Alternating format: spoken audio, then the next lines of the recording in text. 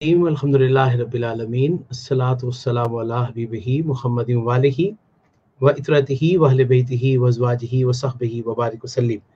नाज़रीन मोहतरम, अस्सलाम वालेकुम व रहमतुल्लाहि व बरकातुहू।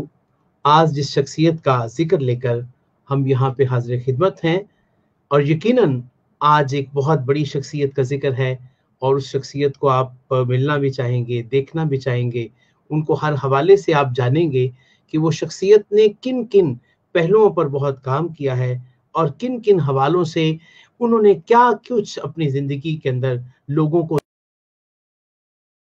का जिक्र हम इंशाल्लाह करते रहेंगे, और उसमें बहुत सारी बातें उनके हवाले से लेंगे, उनसे सीखेंगे, उनसे समझेंगे, और दुआ करेंगे कि अल्लाह पाक हमारी इस काविश को अपनी बारगाह अक़दस में कबूल व मंजूर फरमाए।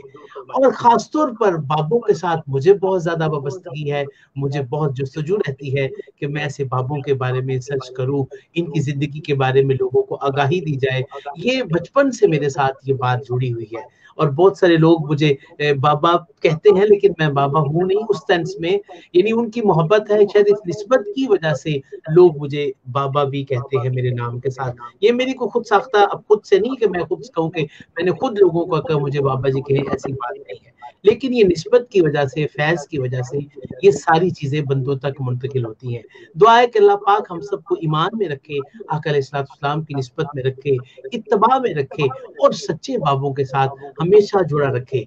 ऐसी शख्सियत के लख्ते जिगर जो हमारा मान भी हैं, हमारा, मैं समझता हूँ कि मेरे लिए बहुत बड़ी वो शख्सियत हैं, और मैं उनसे दिली तौर पर बहुत कुछ सीखता हूँ, बहुत कुछ समझता हूँ। बहुत सारी चीज़ें मैंने उनसे, उनकी बातों से, उनको देखने के बाद मुआशरती ज़िंदगी के हवाले से समझी, आम ज़िंदगी के हवाले से समझी। चलते हैं हज़रत वासिफ़ अली वासिफ़ रहमतुल्लाह अलैह के शहज़ादे भाई काशिफ़ महमूद वासिफ़ आपकी तरफ, और तवक्कुफ़ के बगैर पूछते हैं कि वो आज हमें किस तरह इस बड़ी शख्सियत के बारे में बताएँगे, जिनके कुछ अक़वाल मैं पहले पेश कर देता हूँ। मेरा दिल है जो मैं लेके आया था। अल्लाह ताला की ज़ात गिरामी से और अल्लाह के महबूब से मोहब्बत रखा करो, और अच्छे मुस्तक़बिल का अच्छी तरह इंतज़ार करो, बस फिर वो आप कामयाब हो जाओगे। क्या खूबसूरत एक ही कोटेशन मैंने पढ़ी है, और ये कुरान और हदीस की कोटेशन है, जिसमें अल्लाह ताला की ज़ात गिरामी और आका अलैहिस्सलाम की मोहब्बत, कहा कि अगर ये मोहब्बत रखोगे तो तुम्हारा मुस्तक़बिल अच्छा हो जाएगा, जिसका तुम इंतज़ार कर रहे हो, बस फिर तुम कामयाब हो जाओगे। यकीनन इस पे बहुत सारी बातें होंगी, लेकिन मैं हुज़ूर अपने भाई साहबज़ादा काशिफ़ महमूद साहब की तरफ जाता हूँ। जी भाईजान, अस्सलाम वालेकुम व रहमतुल्लाह। जी वालेकुम अस्सलाम रहमतुल्लाहि व बरकातहू।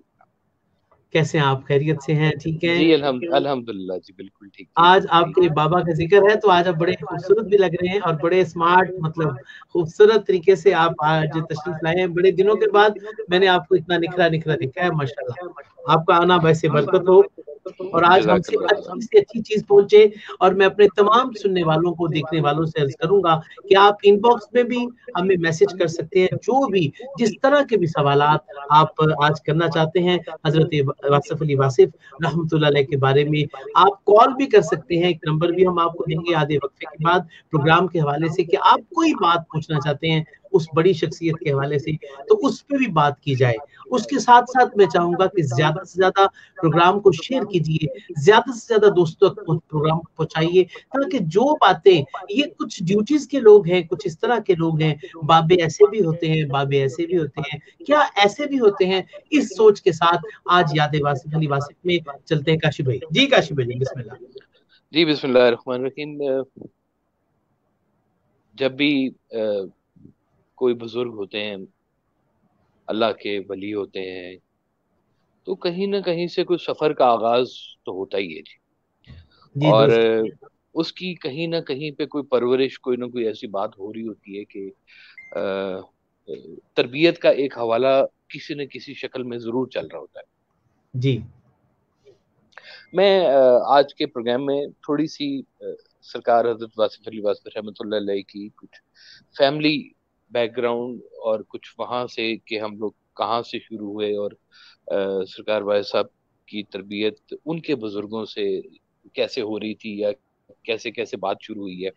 जी, तो मैं कुछ ना वहाँ से कुछ वाक़यात शुरू करूँगा जी, कि लोगों को पता चले कि वाइस साहब की पैदाइश कहाँ की है, क्या जी करते रहे बचपन में, और क्या क्या खास बातें उनके साथ हुई हैं कि आज जो वासिफ अली वासिफ हैं, उनका सिलसिला कैसे शुरू हुआ जी साहब।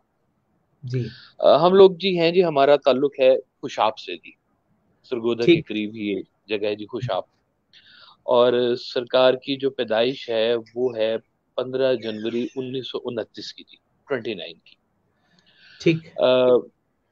15 जनवरी के हवाले से कुछ मामला जो हैं वो हैं थोड़े से गुंजल में जी कुछ, ठीक। लेकिन आपकी चूंकि आईडी कार्ड के ऊपर लिखी हुई थी ये तारीख 15 जनवरी, तो हम उसी को फॉलो करते हैं। दादी अम्मा को बहुत ज्यादा इस बारे में याद नहीं था कि वो कौन सा महीना था, क्योंकि वो जरा बुजुर्ग लोग थे और तरह से उनकी याददाश्तें हुआ करती थी। तो अ, एक दफा मुझे याद है, एक थे पामिस्ट है यहाँ पे बड़े मशहूर, अ, उन्होंने कुछ सरकार से गुफ्तगू की, इंटरव्यू लिया और जी। कुछ सितारों के हाल अहवाल और हाथ की रेखाओं के बारे में कुछ चीज पूछते रहे। तो उन्होंने कहा कि साहब के जो आपका स्टार और जो आपके कैरेक्टरिस्टिक्स और जो विजडम आपका जो नजर आता है, ये स्टार आपका 15 जनवरी का नहीं बनता, बल्कि ये कोई कैंसर या कुछ इस तरह की एक चीज बनती है कि वो वाला स्टार मुझे लगता है। लेकिन चूंकि अब आपकी है डेट ऑफ बर्थ ये लिखी हुई है, तो मैं इसको ही फॉलो करता हूँ। लेकिन उसने कहा था कि कुछ लगता है ऐसे ही। सरकार का जो वालिद मोहतरम है जी, उनका नाम है मलिक मोहम्मद आरिफ। मलिक मोहम्मद आरिफ। मलिक मोहम्मद आरिफ। और मेरी दादी हुजूर का जो नाम है वो था जी सलमा बीबी। ठीक। खुशाब में रिहाइश थी, हमारा खानदान, हमारी गली वो मशहूर है जी। हम लोग अवान कबीले की एक सब कास्ट है जिसका नाम है कंडान। हम ठीक। अवान फैमिली से हैं, मलिक हैं, और जी। उसकी एक सब कास्ट है कंडान। और ये खुशाब की दरिया के दोनों अतराफ पे ये जो फैमिली है ये फैली हुई थी। अच्छा, इनका ताल्लुक और हजरत अब्बास अलमदार से भी बनता है एक सिलसिले में, जी जी अवान जी के हवाले बिल्कुल जी, बिल्कुल बिल्कुल बनता है जी, ये वही अवान फैमिली है जी। से। जी कि ठीक, बिल्कुल। सारा फैज ही सिलसिला मौला अली के क्या हवाले बात से है, ये क्या बात सारा। तो सरकार के जो वालिद गिरामी है हजरत मलिक मोहम्मद आरिफ जो है, है। जी। वो उन्होंने उस दौर में एनसीए से फाइन आर्ट्स किया हुआ था। जी। और स्कूल टीचर थे, पढ़ाया करते थे, आर्ट्स पढ़ाया करते थे। और ठीक। मैंने देखा कि वो ड्राइंग भी माशाल्लाह, चूंकि आर्टिस्ट आदमी थे, बड़ी खूबसूरत कैलीग्राफी किया करते थे, पेंटिंग्स किया करते थे। और मुजस्मा साजी में भी उनका काफी मैंने देखा कि काम हुआ हुआ नाम था। था। और बच्चों को पढ़ाने के ऊपर ज्यादा फोकस था। जो दादी अम्मा थी वो बिल्कुल अनपढ़ थी, पढ़ नहीं सकती थी वो। बिल्कुल ठीक। लेकिन बच्चों को कुरान पढ़ाया करती थी, कुरान उनको सारा समझ में आता था। और उसके एक एक लफ्ज तलफ़ुज़ के साथ वो बड़ी बखूबी आगाह थी। हाफिजा नहीं थी, लेकिन हिफ्ज जैसे था। और मेरे जो दादा हुजूर हैं उनके साथ भी यही मामला था कि वो हाफिज तो नहीं थे, लेकिन कुरान जिंदगी में इतना ज्यादा था और इतना पढ़ा जाता था कि वो बिल्कुल जिस तरह से हिफ्ज होता है या हिफ्ज नुजूल होता होता है, है, मतलब वो सारी चीजें। इस तरह से। जी हाँ। तो सरकार की जो फैमिली है उसमें सबसे पहले सरकार की एक बड़ी सिस्टर थी, जिनका नाम था, हम उन्हें आपा कहा करते थे, आपा जुबैदा। वो बड़ी अच्छा। सिस्टर थी सबसे पहले। फिर जी। उसके बाद सरकार वाहिद साहब का नंबर आता था। फिर ठीक। उसके बाद एक आपके एक भाई थे और उनका नाम था मोहम्मद आसिफ। उनका बचपन में विसाल हो गया था।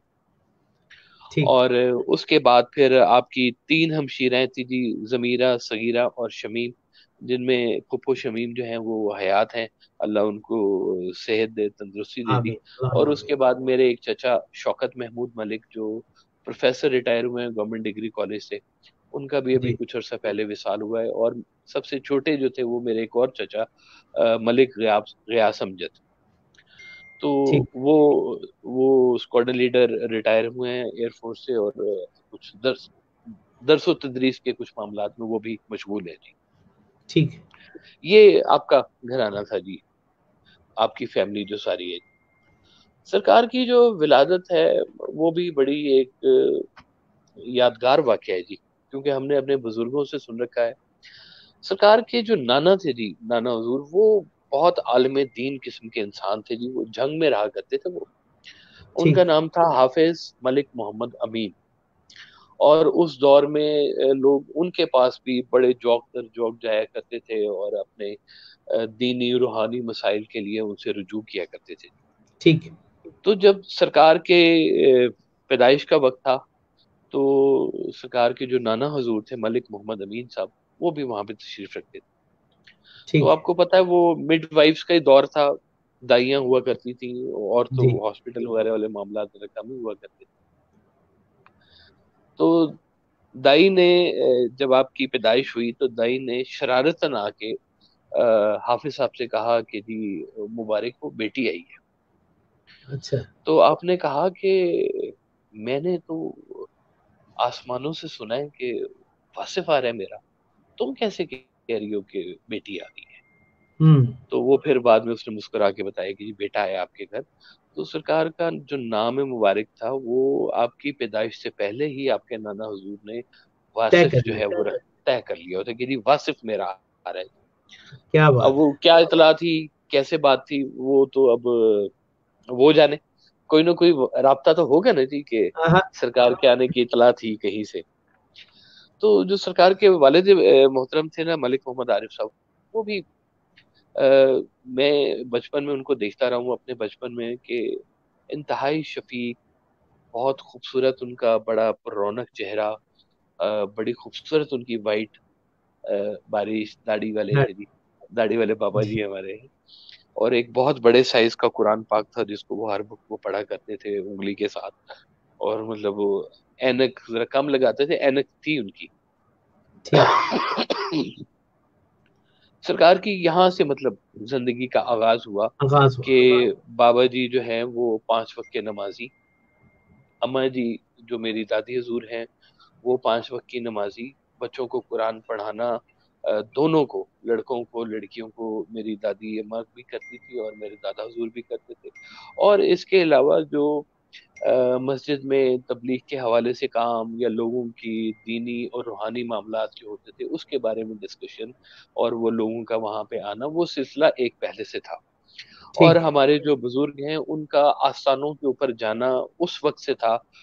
बल्कि वो अक्सर जो मेरे दादा हुजूर थे वो एक शेर पढ़ा करते थे कि मोहम्मद मोहम्मद पकेंदे गुजर गई, आहद नाल हम्म। अहमद मिलेंदे फिर मिलेंदे गुजर गई। गुजर गई। जी हाँ, फरीदकोट हजरत मिथिला। ख्वाजा कोट मिठन शरीफ जी। जी। तो वहां पर जो हजरत ख्वाजा फरीद रहमतुल्लाह अलैह का जो वहां से जी निस्बतें थी, मोहब्बतें थी। हजरत ख्वाजा नूर मोहम्मद महारवी, वहां से हमारी फैमिली जो है वो कुछ बैत के सिलसिले और वहां से शफकतें मोहब्बतें, ये हर साल जानना और उर्स मुबारक पे जाना, इस्लाम करने जाना, ये एक मामला तो उस वक्त से चल रहे थे।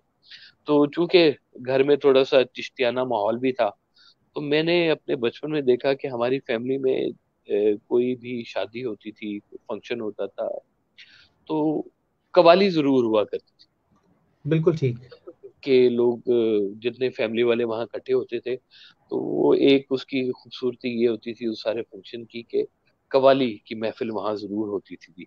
और जी। मेरे जो दादा हुजूर थे, मैंने उनको देखा कि वो कव्वाली में इतने वो हो जाते थे कि महव उनके हो ऊपर जाते थे। जी। महवियत आ जाती थी कि वो रक्स भी करना शुरू कर देते थे। और वो एक कव्वाली थी, उसके 2-3 अशार मुझे, मैंने उस वक्त देखा कि ये शेर जब बोले जाते हैं तो महफिल के ऊपर एक बड़ा सुरूर सा तारी हो जाता है। जो सरकार के जो बाकी के बुजुर्ग थे वो भी रक्स करना शुरू कर देते थे। और वो शेर हुआ करते थे कि जनाब कोई पर्दे को यूं सरका गया है हम्म। कि जैसे देखने खुद आ गया है। आहा। आहा। वाह वो वाह वाह। होते हैं वो होते हैं तो मैं होता नहीं हूँ, यही दीवाने को गम खा गया है। वाह वाह वाह वाह। और एक क्या और वो बात है। कवाली पढ़ा क्या बात करते है। थे कि आगे आगे झूमता जाता है वो महशर खराम, पीछे हम्म। पीछे नक्शे पा को चूमता जाता हूँ मैं। हम्म। मेरी हिम्मत देखिए, मेरा कलेजा देखिए, एक शीशा हूं कि हर पत्थर से टकराता हूं मैं। हाँ हाँ हाँ हाँ, वाह वाह वाह वाह वाह। तो वो अब ये जो अशार हैं और ये जो वारदातें हैं, यानी कि बुजुर्गों का एक फैज और बुजुर्गों के कलाम से फैज, और वो अपनी महफिल में उनका जिक्र, ये मतलब एक घराने के तौर पर ही ये चीज विरासत में मिली थी सरकार को। बिल्कुल ठीक। और जैसे मैंने आपको बताया कि सरकार की विलादत से पहले, अब वो जिस तरह से नाना हुजूर ने सरकार के कहा कि जी मैंने तो आसमानों से सुन रखा है कि वासिफ आ रहा है, तुम कैसे कह सकते हो बेटी आ रही। जी जी तो कुछ ना कुछ बात थी कि कुछ लोगों की, जैसे कुछ सिलेक्टेड या चोजन वन लोग होते हैं अल्लाह के हवाले से खिदमत करने के लिए, ऐसी कुछ जी, बात पहले से मौजूद थी जरूर। बिल्कुल ठीक। सरकार की तालीम जो है वो मिडल तक जो है वो कुशाब के ही स्कूल में, 3 नंबर स्कूल वो कहलाता था जी, गवर्नमेंट हाई स्कूल 3 नंबर जी, स्कूल था। और वहां पर 8वीं जमात तक आपने, मिडल तक वहां पे आपने पढ़ाई की। बिल्कुल ठीक। मुझे सरकार ने एक दफा बताया कि मैं अभी 4th क्लास में था जी। जी। अब कहते हैं 4th क्लास में मुझे मास्टर ने कहा कि तुम्हें मिलने बाहर कोई बाबा आया है। अच्छा। तो कहते हैं मैं बाहर गया तो बाबा एक खड़ा था, और मैं उस बाबे को बिल्कुल भी नहीं पहचानता था कि वो बाबा कौन है। कौन है? तो बाबे ने कहा कि मेरी बात सुनो, तुम्हें मैं ना एक पैगाम देने आया जी। हूं। और वो पैगाम ये है कि जितनी खूबसूरत औरत होगी उतनी बड़ी पीप की गठड़ी होगी, हाय हाय हाय। इससे बच के रहना। अल्लाह अकबर। कहते हैं ये मुझे मैसेज 4th जमात में मिला था जी। 4th जमात के बच्चों को आप समझ सकते हैं कि जी क्या जी जी, बिल्कुल मामलात होते हैं बिल्कुल जी। बिल्कुल बिल्कुल ऐसे ही है। 8वीं जमात के बाद आप फिर तशरीफ ले गए अगली जमातों के लिए अपने नाना हुजूर के पास झंग में जी। ठीक। तो वहां से आपने फिर आगे मैट्रिक भी वहीं से किया, एफए भी वहां से किया, और बीए भी वहां से किया। मेरे नाना जो सरकार के जो नाना हुजूर थे, वो उन दिनों में मुस्लिम लीग के साथ बहुत ज्यादा अटैच थे, और वो जो झंग की जो मुस्लिम लीग के वो सदर भी थे। और इस यानी हवाले वो से कायदे आजम वाली मुस्लिम लीग ना, सही कायद वाली। आजम वाली, हाँ जी हाँ जी, असल वाली ओरिजिनल मुस्लिम लीग जो कौमी पाकिस्तान पाकिस्तान के कयाम में, तामीर। ये चूंकि मैं सरकार की जो विलादत है 1929 की है, तो मैं 1947 से पहले के जो वाकयात है वो मैं आपको बता रहा हूँ जी। जी बिल्कुल ठीक है। तो उस मुस्लिम लीग के साथ उनके जो सरकार के नाना हुजूर थे, उन्होंने बहुत सारा काम भी किया, और वो मुस्लिम लीग के सदर, झंग ग्रुप के जो थे वो सदर भी थे। और कायद आजम से बेशतर बार उनकी मुलाकात भी हुई भी थी। ठीक है। तो एफए में आपको हॉकी खेलने का बड़ा शौक था जी। और ठीक है। वो कॉलेज लेवल पर, और जो वो होता है सूबाई लेवल पर, आप वो कलर होल्डर भी थे जी, हॉकी ठीक। खेलने के शौकीन थे। मुझे सरकार ने बताया कि मैं अभी जब मैट्रिक में था जी, तो मैट्रिक में मुझे एक सिख उस्ताद मिला। ठीक है। सिख भी उस वक्त क्योंकि आम शम थे यहाँ पे पढ़ाया करते थे, कहते वो जी जी। बहुत ही जीनियस किस्म का वो इंसान था जो सिख था। उसने बिल्कुल हमें मैट्रिक में वो क्या करते थे कि अगर हमारा 7, 7:30 बजे या 8 बजे स्कूल लगता है, तो वो हमें सुबह फजर के फौरन बाद बुला लिया करता था कि तुम लोगों ने फजर के बाद मुझसे पढ़ने के लिए आना। तो हम लोग ठीक। फजर की नमाज पढ़ते थे और उसके पास पहले पढ़ने के लिए चले जाते। बिल्कुल ठीक। तो कहते हैं उसने हमें मैट्रिक में पूरा शेक्सपियर पढ़ा दिया हुआ अल्लाह। था। ठीक है। यानी कि सरकार की जो इंग्लिश का जो लेवल था, जी वो मैट्रिक में शेक्सपियर जिसने पढ़ा है या शेक्सपियर को जिसने समझा है, उसके जी। इंटेलेक्ट लेवल का आप अंदाजा लगा सकते हैं, और उसकी इंग्लिश की जो एफिशिएंसी है, ये जो स्पोकन है, वो किस लेवल का होगा।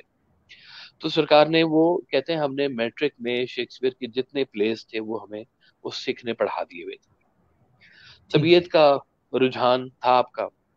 फिर उसके बाद आप 1947 में ही सरकार के जो मामू थे वो वहां पे पोस्टेड थे शिमला में जी, सिविल इंजीनियर थे। ठीक और है। आप ना उनके पास वहां पे उनको मिलने के लिए चले गए। जब ये आप वहां पर थे तो उस वक्त पाकिस्तान की अनाउंसमेंट हुई 14 अगस्त 1947 की। ठीक। तो सरकार उस वक्त शिमला में थे। और आपको पता है कि वो 14 अगस्त वाले मामला जो थे, उस वक्त जो लोगों की हिजरत हुई है, किन मुश्किल हालात में कितनी कुर्बानियां देने के बाद और किस तरह से जो सारे मामला हैं वो चलते रहे।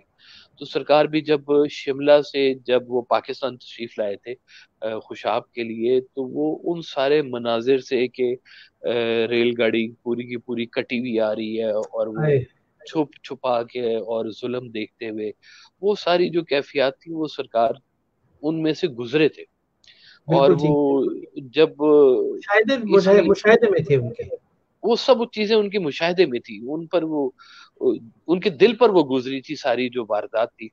और वो उनकी पूरी जिंदगी के ऊपर ये जो वाकयात थे ना वो हावी थे, पाकिस्तान से मोहब्बत, पाकिस्तान के लिए इखलास और पाकिस्तान से जो इंतहाई इश्क जिसको कहा जा सकता है ना, जी। कि वो है, एक शेर है आपका कि जिसने महबूब वतन की है उड़ाई मट्टी, हम्म। जिसने महबूब महबूब वतन की है उड़ाई मट्टी, की मट्टी। वासिफ उस शख्स की हो सारी कमाई मट्टी। हाय हाय हाय हाय हाय, वाह इस वाह। हद तक जो थे ना आप इसके बारे में बहुत ज्यादा वतन के साथ थोड़े डेडिकेटेड थे कि अटैचमेंट थी कि उनकी बहुत ज्यादा। बहुत ज्यादा आपकी अटैचमेंट थी कि वो सारे मामला थे। तो उसके बाद जब तशरीफ लाए, कुछ अरसा फिर खुशाब में रहे, फिर आप लाहौर तशरीफ ले आए। और ठीक। लाहौर में आपने आकर जो थे यहाँ पर एमए इंग्लिश में गवर्नमेंट कॉलेज में दाखिला लिया जी, जीसीयू में जी। ठीक। और आपने वहां से जो था वो एमए इंग्लिश किया जी। ठीक।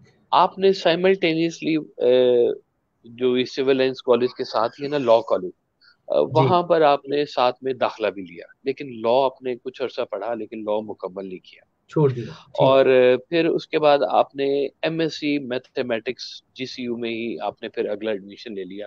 उसका 1 साल आपने मुकम्मल किया लेकिन वो मैथमेटिक्स आप मुकम्मल नहीं कर सके। ठीक है। इस दरमियान में आपने 19 किसमें थी,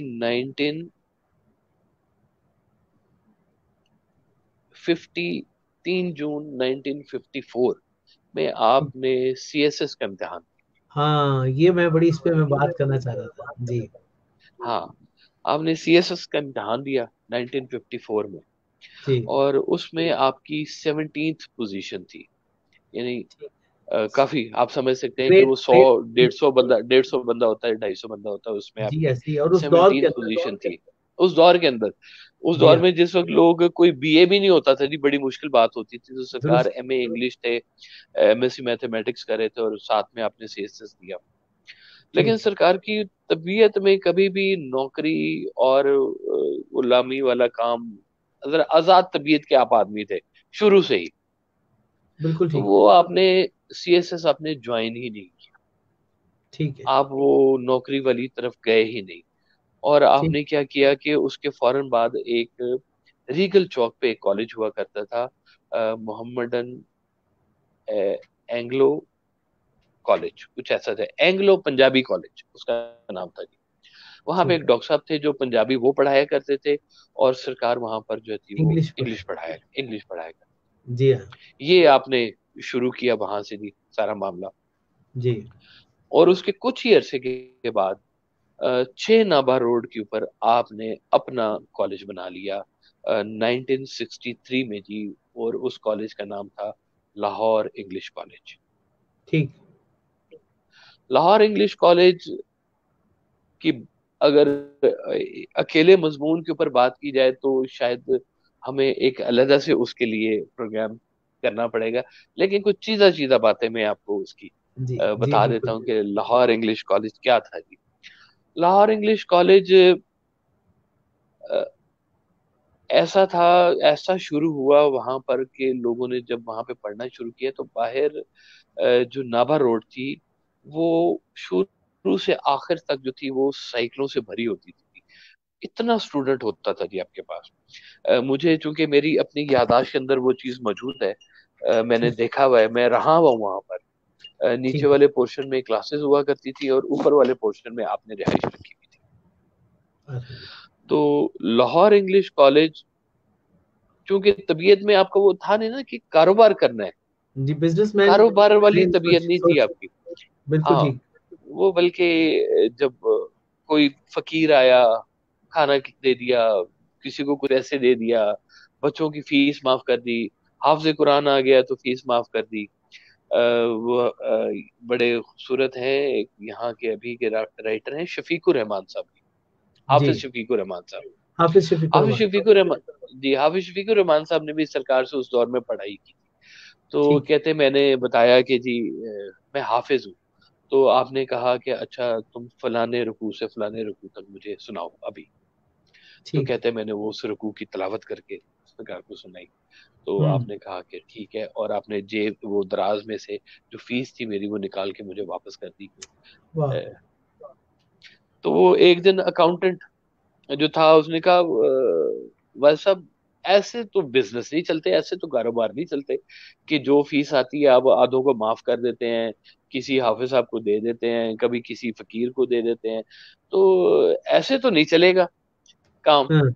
तो आपने कहा कि तुम्हें किस ने कहा है कि मैं यहाँ पे कोई कारोबार कर रहा हूँ? ओ हम्म। बेवकूफ आदमी, मैं तो अपने जनाजे के बंदे इकट्ठे कर रहा हाय हाय हाय। वाह वाह वाह। हूँ। जिसकी तरबियत ऐसी हुई हो वो पैसे में कहाँ फंसता है जी।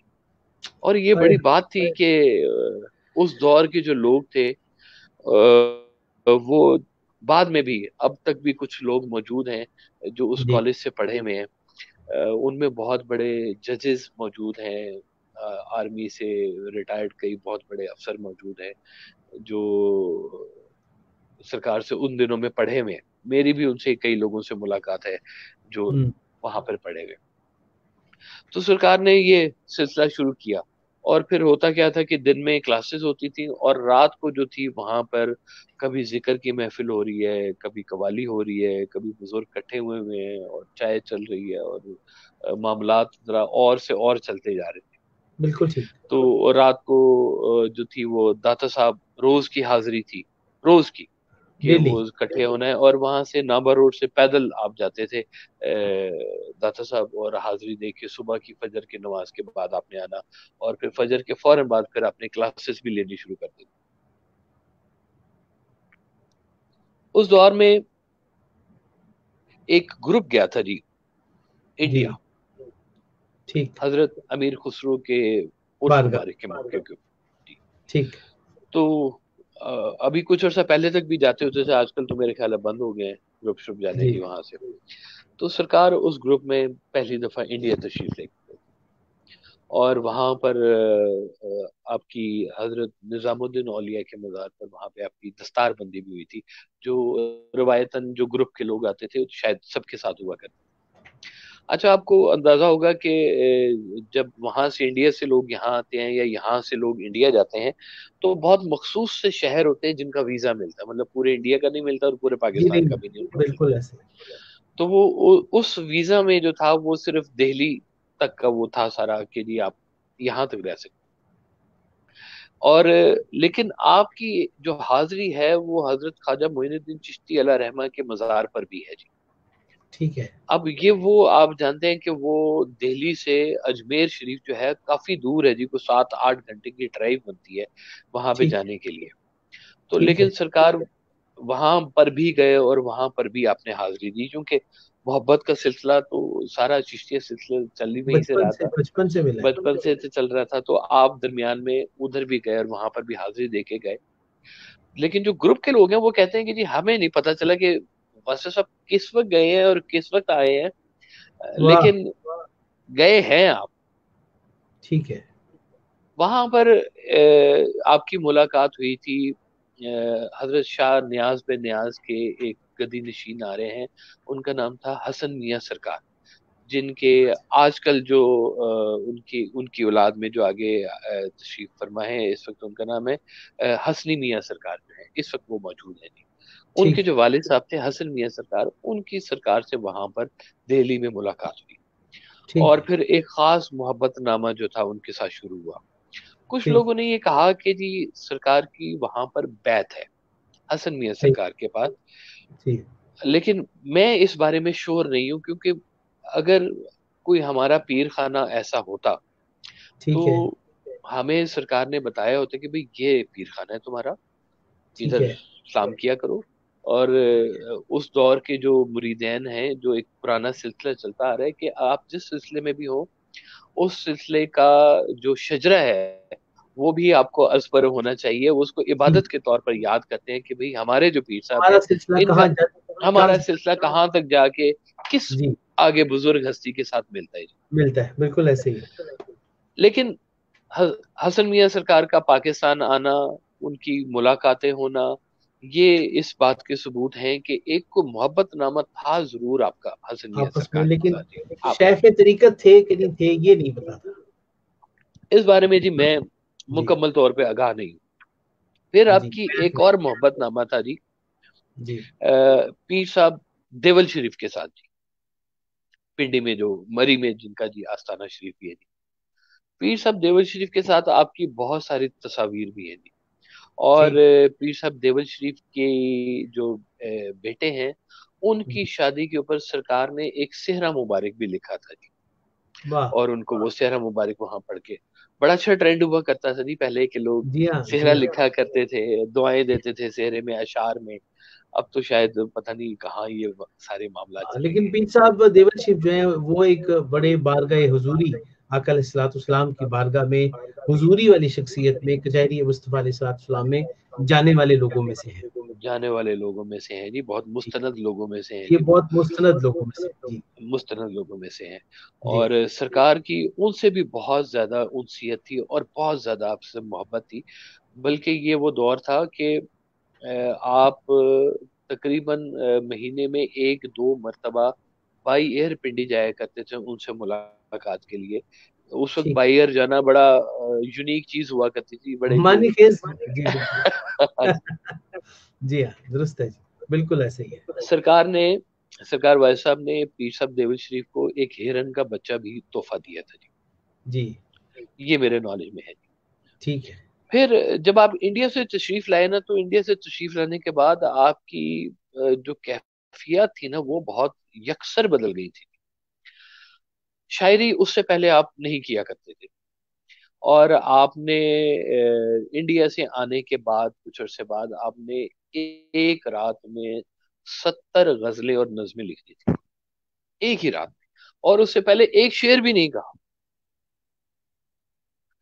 तो अगली दिन जब आपके जो करीबी जो लोग थे, उन्होंने जब सुना कि आपने क्या क्या अशार लिखे हैं, तो उन्होंने कहा कि बस साहब आपने तो आज तक कभी एक शेर भी नहीं लिखा, तो ये जी इतनी सारी गजलें नज़में ये कहाँ से आ गई एकदम से? तो आपने कहा जी भाई ये एक रात में नुज़ूल हुआ मुझ पर और मैंने ये तमाम अशार जो थे ये लिख लिए।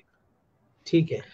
ये शायरी की आपकी इब्तिदा हुई थी कि जहां से आपने शायरी लिखना शुरू की थी। फिर मुझे याद है जी, एक हमारे साहब हैं, दो साहब हैं जिन्होंने वाकयात मुझे सुनाए कि वासु साहब ने उन दोनों के साथ, उस वक्त सरकार के पास होता था लमरेटा स्कूटर, एक होता था जी, जी जैसे जी वेस्पर टाइप था ना लमरेटा, वो ये उसका खुली एक वो बिल्कुल थोड़ा लॉन्ग एक खास है। खास अंदाज सा, एक हैवी हैवी टाइप की चीज थी। जी जी तो कहते हैं कि सरकार ने लमरेटा पे यहाँ से सफर शुरू किया लाहौर से, जी और कसूर से होते हुए कोट मिठन शरीफ से नूर महारवी से होते हुए, और वो सारा ऐसे एक सूफिया का चक्कर लगाते हुए आप कोई महीने बाद वापस आए। अल्लाह अकबर। मुझे कसूर का जो चाय वाला है जी वहां पे आज भी वो मौजूद है। उसने कहा कि जी जी वासु साहब यहाँ पर भी आते थे, और उस दौर में जब वो इस लंबे सफर पे गए थे तो मेरे पास आए थे, तो मुझे उन्होंने कहा कि वो चाय पिला मुझे 200 किलोमीटर वाली। मैंने आगे 200 किलोमीटर आगे जाना है, चाय जरा कड़क वाली आप पिया करते, शौकीन थे चाय अल्लाह के। जी। तो आप भी आज पी रहे हैं। हाँ, वो ये कुछ चीजें विरासत में आई है जी मेरे पास। जी ठीक, बिल्कुल ठीक, बिल्कुल ठीक। तो वो मोहब्बतनामा सरकार का जो है आपकी शायरी में जो आपकी किताब है शब चरा, ये जी आपकी सबसे पहली तसनीफ थी जो मंजर आम के ऊपर आई थी। और ठीक। ये 19 1978 में जो थी ये आपकी जी किताब की तकरीबन रूनुमाई भी हुई, और उसमें उस वक्त के जितने कीमती लोग थे वो भी शामिल हुए। और अशफाक साहब उन दिनों में भी लिखा करते थे जी, ये 80s के दौर में उनके भी ड्रामे श्रामे काफी ज्यादा आया करते थे। तो जी अशफाक साहब ने ये वाक्य मुझे सुनाया कि जी मैं, उन्होंने मुझे ना मेरे भाई थे ब्रिगेडियर इश्तियाक, उनके जी जरिए मुझे वो बुक भेजी कि जी ये बुक आई है, इसके ऊपर आप कुछ लिख दें, अशफाक साहब को कहा। जी अशफाक साहब कहते हैं मैंने वो बुक देखी, तस्वीर देखी उसके ऊपर, तो मैंने कहा कोई नौजवान सा आदमी है, तो ये क्या बुक होगी। कहते हैं वो जी जब मैंने किताब खोल के पढ़ना शुरू किया तो जो अंदाज सूफिया का था, शायरी का, वो हम्म अंदाज ने मुझे इतना ज्यादा ग्रैब किया कि मैं उससे निकल नहीं सका, और मैं पूरी किताब खत्म करके मैं उठा अपने ऑफिस जी से। तो कहते हैं जब वो नेक्स्ट टाइम वासु साहब आए मेरे पास, तो कहते हैं मैंने अंदर से लगा ली कुंडी। जी मैं कहा जनाब तुसी कौन हो। जी कहे जनाब मैं प्रोफेसर हूँ, पढ़ाता हूँ, लाहौर लाहौर इंग्लिश कॉलेज है मेरा। और कहा नहीं नहीं नहीं, सही दसो तुसी हैगे कौन हो। जो तुसी लिखे ये अशफाक अशफाक अहमद साहब, साहब। जी अशफाक अहमद साहब कहते हैं कि ये, मैं वो शायरी पढ़ के मैं, मुझे समझ आ गई थी कि ये कोई आम बंदा नहीं है जिसकी ये सारी वारदाती और कैफियत हैं।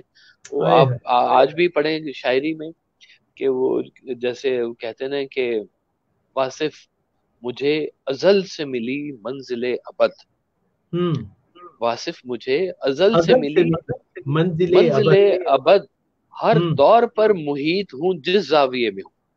अल्लाह अकबर, वाह वाह वाह। फिर आपका एक और शेर है कि वासिफ है मेरा नाम मगर राज हूँ गहरा, हम्म जर्रे ने जिगर चीर के रखा मेरे आगे। आहा आहा, वाह वाह वाह, वाह वाह।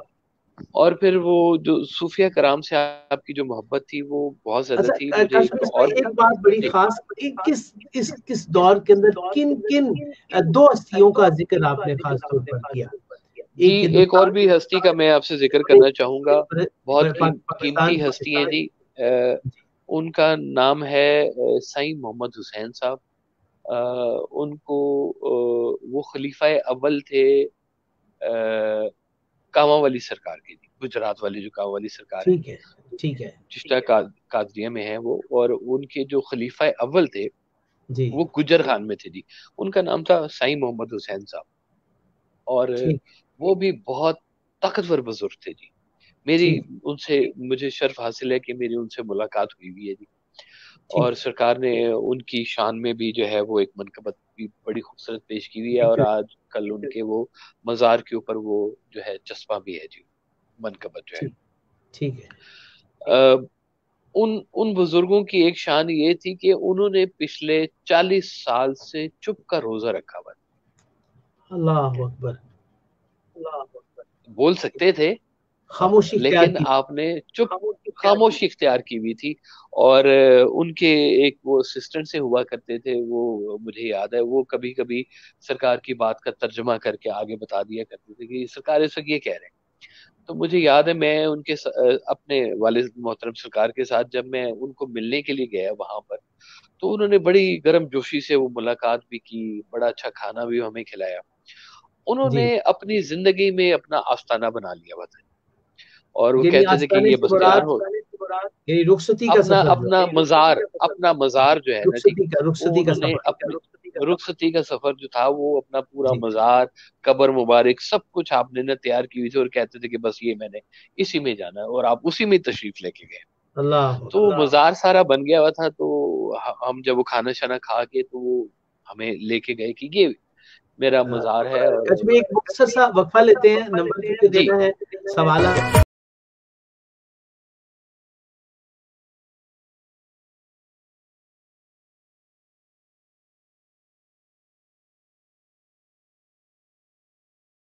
जी बिस्मिल्लाह।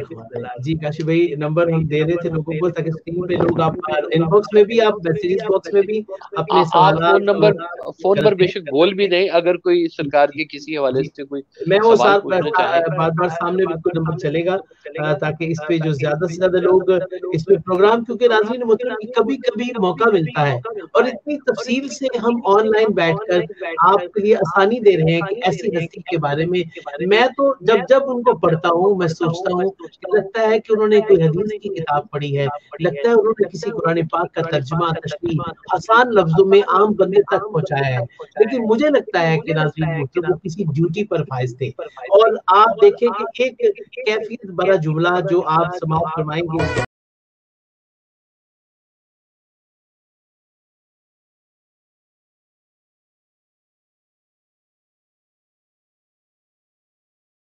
एक ही वक्त में कितनी चीजें काशिफ भाई आप देखें, तीन चीजें मुख्तलिफ उस मिसरे के अंदर आप सुनते हैं, देखते हैं, आप यकीनन कैफियत लेते होंगे। बेशक जी, बेशक। और मैं आपकी आंखों में भी देख रहा हूँ थोड़ा सा कि वो एक कैफियत जो होती है ना जी। तो आए मैं जब आपको सुना रहा था तो मैं यहाँ पर था भी नहीं जी, मैं अल्लाह, उधर ही था, उसी मोमेंट्स में था मैं। क्या मैं बात है, चला जाता हूँ जी उधर, बिल्कुल उसको लिव करता हूँ जी मैं, क्या बात है, जीता हूँ मैं, उस लम्हे में जीता हूँ। क्या कहने, तो क्या कहने। वो हज़रत साईं मोहम्मद हुसैन साहब ने जब अपना दरबार में दिखाया ना कि जी मजार मैंने यहाँ पे जाना है, जी तो तख्ती लगी हुई थी बाहर। तो जी, वासिफ साहब ने इशारे से पूछा कि इसके ऊपर तारीख नहीं लिखी, जाना कब है। हाय हाय हाय, तो बुजुर्ग ने कहा कि आप तारीख लिख दें, मैं चला जाऊंगा। आहा, वाजिबा, वाजिबा। तो वो बड़े खूबसूरत और बड़े ताकतवर बुजुर्ग थे जी। उनके जब विसाल हुआ तो रात का वक्त था, मुझे याद है। एक शख्स आया और उसने बहुत सारी कुछ कठड़ी में चीजें थी, कुछ और भी मामलात थे, और वो फिर सरकार को पेश किया खिलाफत के तौर पे कि जी उन्होंने कहा है कि सारे बच्चों का आपने ध्यान रखना है। ठीक, तो सरकार की जो एक अ, बुजुर्गों के साथ जो एसोसिएशन थी, वो खाली सिर्फ यही नहीं थी कि जैसे हम बुजुर्गों के साथ हैं, वो एक अंदाज गुफ्तगू या एक तरबियत उस हवाले से हो रही थी कि एक बहुत बड़ा काम लेना था जी। जी ये जो एक सीरियसनेस होती है ना जी किसी काम की, वो आपकी बचपन से ही वो नजर आनी शुरू हो गई थी कि ये इस शख्स को डिप्यूट किया गया है किसी काम के लिए। और जो पुरानी नारकली नाभा रोड की जो मस्जिद है, उसके इमाम साहब ने बताया कि कोई रात ऐसी नहीं हुआ करती थी कि जब आप सब यहाँ पे तहज्जुद के लिए नहीं आया करते थे। अल्लाह, और वो इबादात और वो सफर और वो बुजुर्गों से मोहब्बत जो थी, वो इस दर्जे पे वो आपके अंदर थी कि फिर एक वक्त आया, उस वक्त के ऊपर फिर गुफ्तगू भी आ गई। आपने फिर उसको लिखना भी शुरू कर दिया, और था वो आगे जी उसको चलाना भी शुरू कर दिया। ये कॉलेज के दौर में ही कुछ ये वाकयात शुरू हो गए थे। जब आप पढ़ाया करते थे तो वाईएमसी में आपने ना एक लेक्चर रखा था बच्चों के पूरा कोर्स रिवीजन के लिए, सुबह से लेके शाम तक के लिए। तो मुझे आपने कहा कि जो पहला फिक्रा था मैंने उस वक्त बोला था। तो किसी ने पूछा कि जी what is a short story. तो आपने जवाब फरमाया a story which is short. तो कहते हैं यहाँ से जो था वो बात अंदाज कि आगाज हुआ। खुशकिस्मत कौन है जो अपने नसीब पर खुश है जी, खुश नसीब कौन है जो अपने नसीब पर खुश है। तो कहते हैं ये एक जो चीज थी फिर वहां से मेरी चलनी शुरू हो गई। तो एक बुजुर्गों से फैज का जो था, कहते हैं आप कहा करते थे कि देखो अगर जब मैं तुम्हें कहता हूँ ना जी कि सवाल करो, तो कहीं तुम ना कहना शुरू कर देना कि सवाल करो, क्योंकि मैं जब बात कर रहा होता हूँ तो वो एक पूरा पीछे सिलसिला और पूरी तवानाई पीछे से आ रही होती है। आपने कहा पहले तो मुझे सिर्फ आवाज आया करती थी, फिर एक दौर में मुझे तस्वीर भी आना शुरू होगी कि कौन कह रहा है मुझे ये कहने को। तो वो बगैर कहे हुए वो बात होती नहीं थी मुकम्मल जी। वो कहा करते थे कि मैं मुझे कहा जाता कि तुम ये बात किया करो। तो वो जब वो आपने ये अपनी शायरी मुकम्मल की, फिर उसके बाद आपने अखबार में लिखना शुरू किया। वो नवाए वक्त में आपका कॉलम आया करता था जी। जी, नवाए वक्त में जो कॉलम था उस कॉलम का नाम था जी गुफ्तगू। अल्लाह अ, और वो उसमें फिर आपके जो मज़ामीन आया करते थे, वो मज़ामीन जो थे जी फिर वो किताबों की शक्ल में फिर आ गए कि दिल दरिया समंदर में जी, और कतरा कतरा को जमा हर रफ हकीकत। सरकार की जो दूसरी किताब थी ना जी, उसका नाम था किरण किरण सूरज। पहली शबशराग थी और दूसरी थी किरण किरण सूरज। किरण किरण सूरज की जो तकरीब है जी, वो 1986 में जुलाई के महीने में हुई थी जी, पर्ल कॉन्टिनेंटल में। 1986 और में। 1986 में पर्ल हम्म। कॉन्टिनेंटल में हॉल, बड़ा खूबसूरत वो हॉल था जी। मैं भी उस तकरीब में गया था। मेरी भी बहुत लड़कपन की तस्वीर हैं जी उस महफिल के अंदर। उसकी सदारत करनी थी कुदरतुल्लाह शहाब साहब को जी। और अल्लाह। लेकिन उससे कुछ ही इस तकरीब से कुछ रोज पहले कुदरतुल्लाह शहाब साहब का इंतकाल हो गया।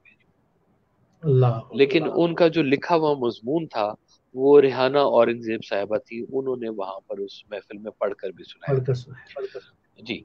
उस महफिल में जिन लोगों ने तकरीब में शिरकत की थी, गुफ्तगू की थी, उनमें अशफाक साहब थे जी, बानो कुचिया थी जी, जी। इजाज बटालवी साहब थे जी, जी। हनीफ रामे साहब थे जी, जी। और सरकार उसमें खुद थे। और सदारत की थी एक वक्त में हुए थे जी शेख मंजूर इलाही साहब।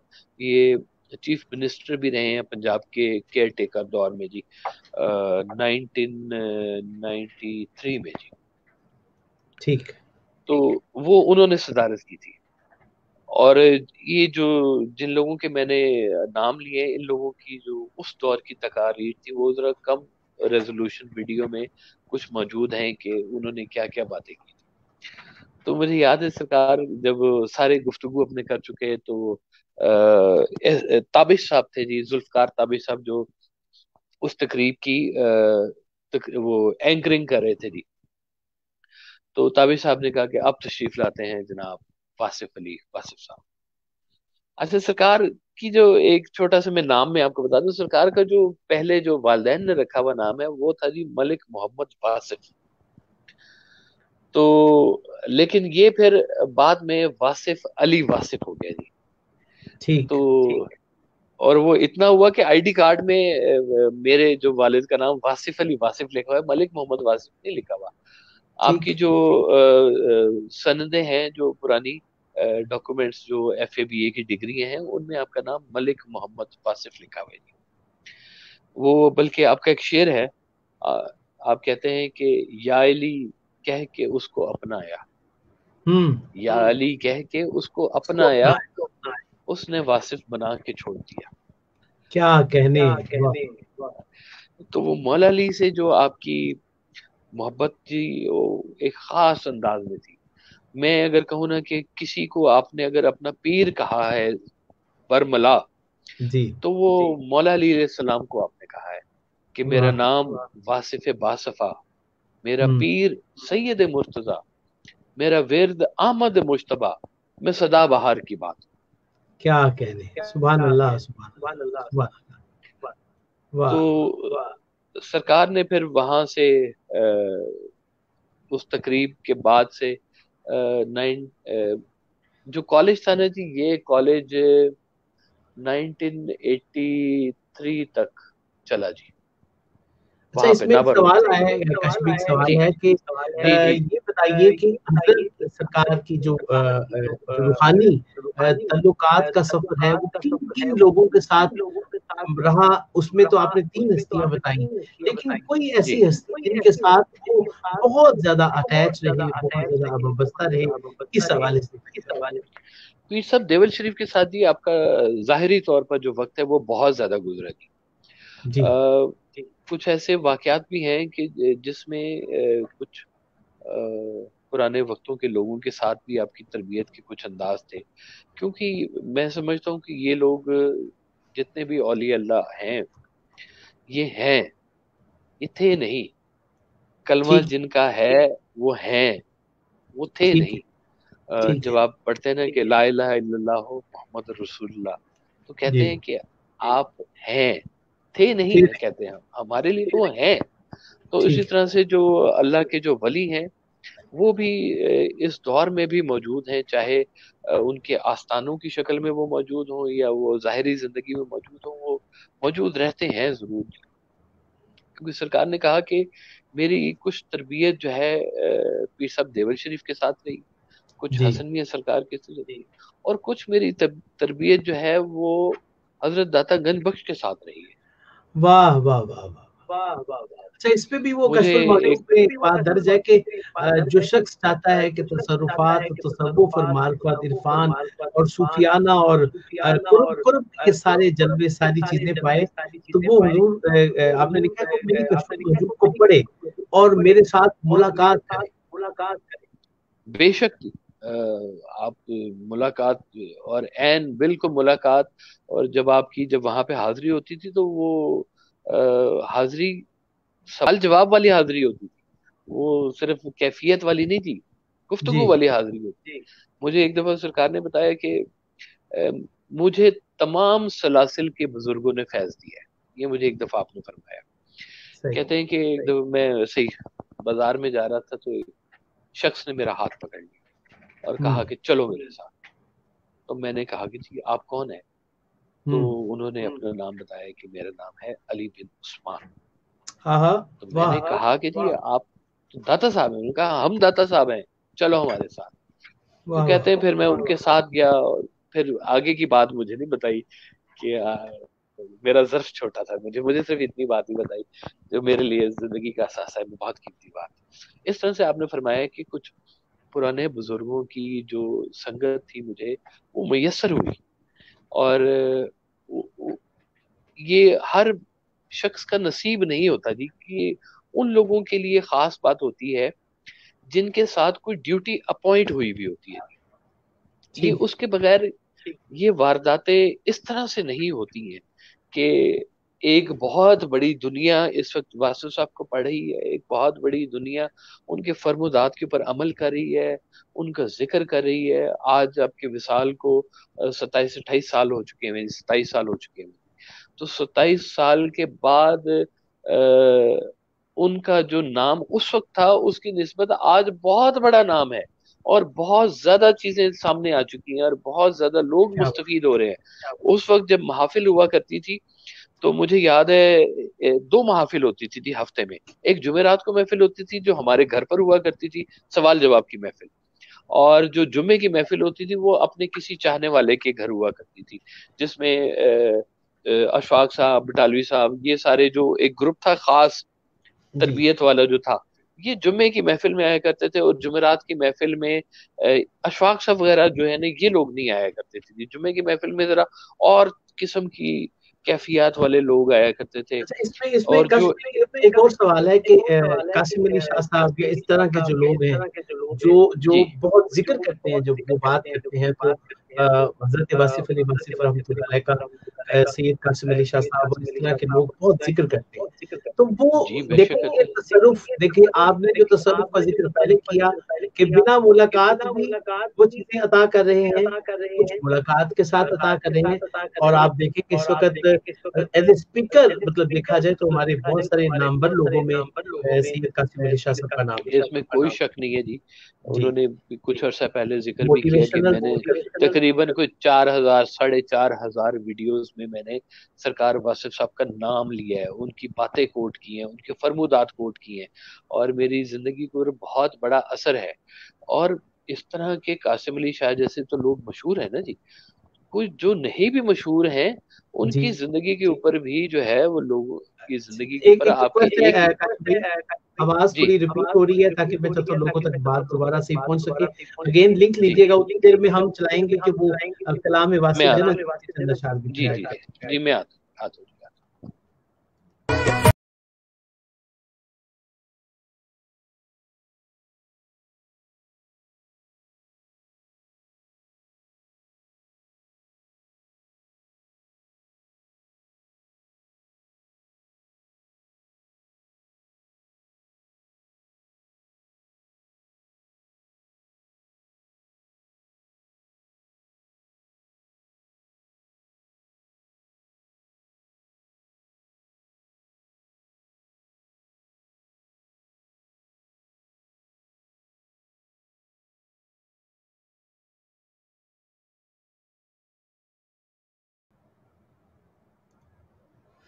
बहुत शुक्रिया काशिफ भाई, आपको बिल्कुल आवाज ठीक है, क्योंकि लोगों को थोड़ी रिपीट होकर आवाज पहुंच रही थी, कुछ मुश्किल जी आ जी रही थी। तो मैं चाह रहा था कि हमारा मैसेज पूरी तरह लोगों तक पहुंच जाए।